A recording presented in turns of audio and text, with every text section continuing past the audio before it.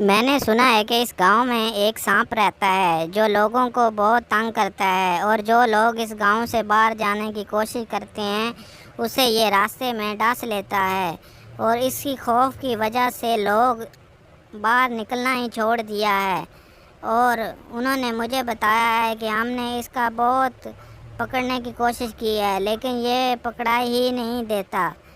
ज़रा मैं भी देखता हूँ कि ये कैसे नहीं इस गांव से भागता।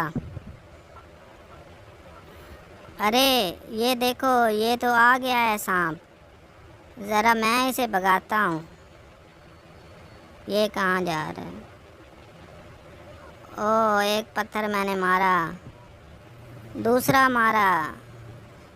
ये देखो, ये गांव से भाग रहा है।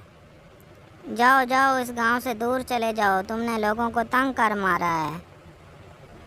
चले जाओ, मैंने इसे गांव से भगा दिया है।